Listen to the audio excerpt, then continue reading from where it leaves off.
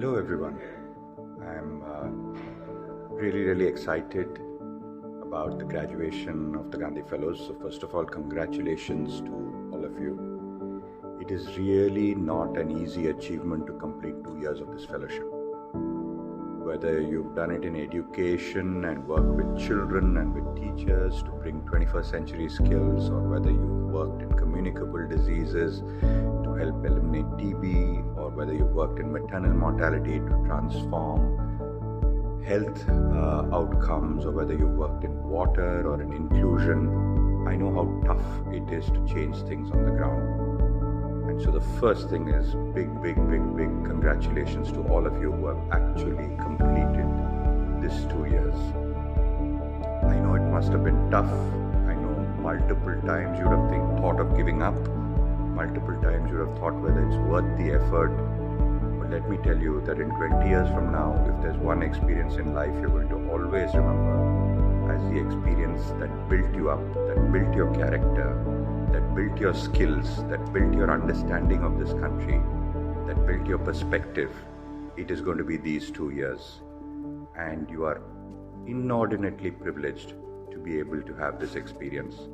So congratulations to the entire batch. When I was thinking of what are my emotions during the graduation of this batch, I was thinking that I'm actually jealous of all of you. It might sound like a rather weird emotion, right? Why should I be jealous of young people? But I try to decode that. And I think the reason I'm jealous is for 3 reasons. One is all of you are coming into an amazing country. Just think of India. You are going to see India over the next 25 years become one of the most significant countries in the world. You're almost the 4th generation, right, post-independence. Think of my grandfather's generation. He was in his peak of youth of 25 to 50 years when the country was independent.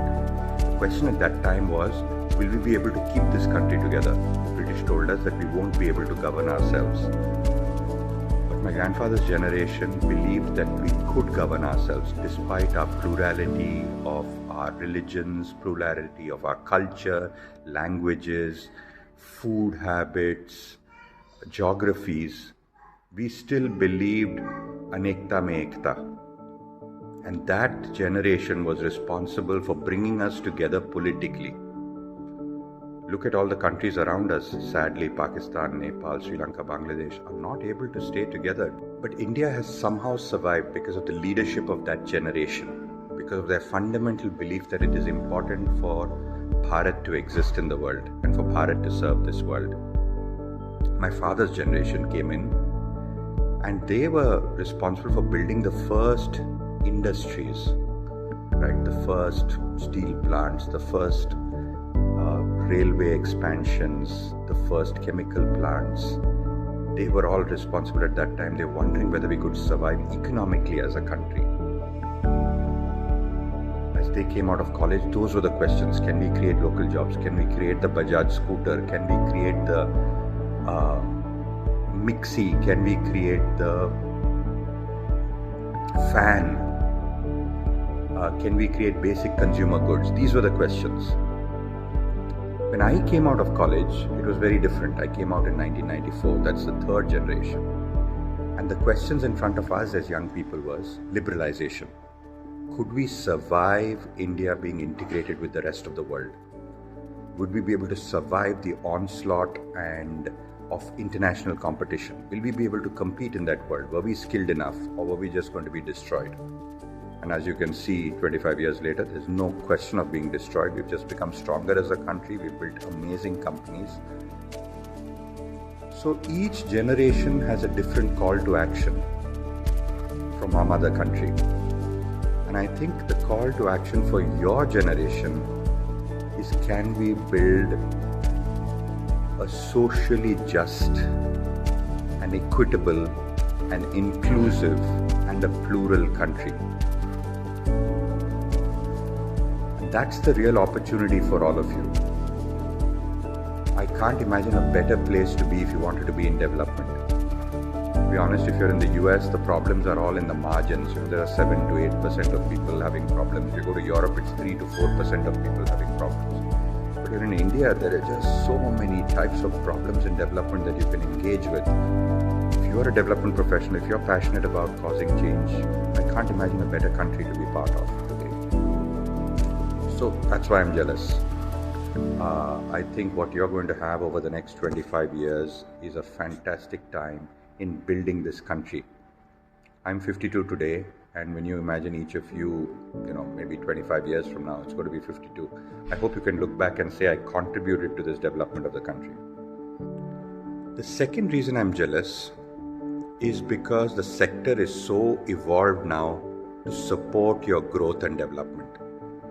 When I joined the sector, there was no money in the sector. There was no CSR law which would ensure that companies spent money for development. There was no Gandhi Fellowship or Teach for India or Young India Fellowship to support young people to join the sector. There was no ISDM to help build skills of people in the sector. There was no ILSS to help corporate crossovers. There was no IDR for media within the sector. There was no Sattva which did consulting for the sector. So essentially we were alone, and it was really a marginal industry. Our parents didn't support us, but now the sector is so evolved that you can be much, much, much more successful than we ever were. Yes, there will be small dips. Suddenly CSR, there might not be enough jobs one time. There might be a little bit of fear of AI at some times. Some NGOs might not be recruiting at some times, but those are all blips. Overall, if you see the sector, would you prefer to be in the sector today or 25 years ago? I have zero doubt that I would prefer to be in the sector today, because the resources, the support mechanism, the infrastructure that's available to support your careers is so much greater than 25 years ago. So on the one hand, the country is going to do amazingly well and has a set of problems to deal with. On the second hand, the sector is so well developed. The third reason I'm jealous is because of the skills that you people have developed at such a young age. I remember when I myself was graduating from college, I graduated from a BCom college. I had such limited skills. I had no understanding of real work. Even people who are passing out of the best colleges in India, I don't think have the real skills required which will support them over the next 15, 20, 25 years of their career. I think the Gandhi Fellowship builds real AI-proof skills. And it's at 3 different levels. 1, self-awareness. 2, influencing others. 3 is influencing ecosystem. In all 3, you guys have real-life experience, skills and experience to make a change. Look at your self-awareness levels. Very few people your age have the emotional awareness that you have. They have not done debriefs. They have not done emotional literacy. They have not sat together and thought about what they're really feeling.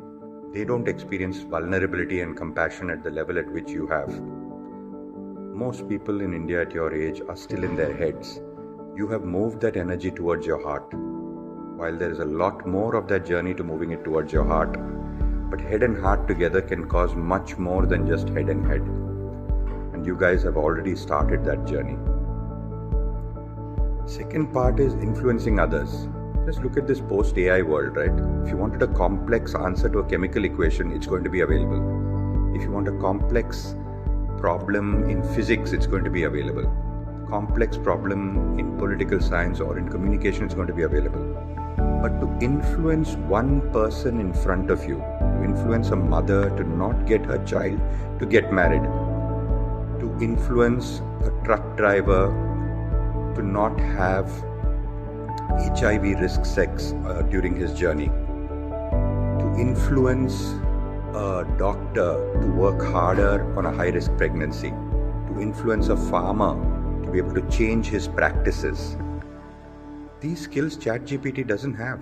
ChatGPT can give you the answer but doesn't know how to influence without authority, doesn't know non-violent communication.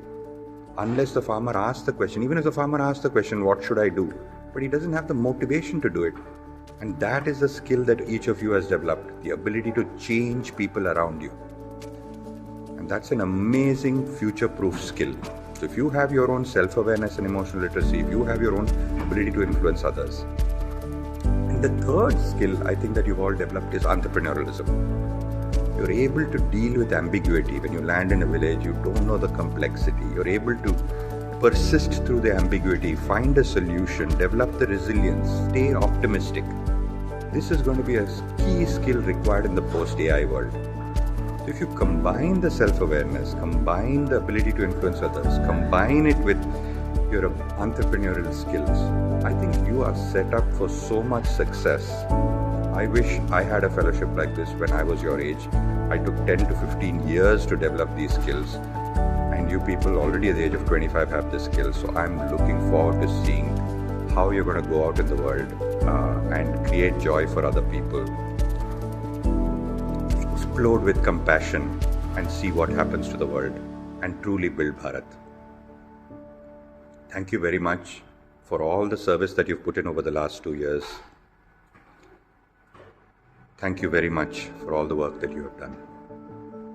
Best of luck. Jai Hind.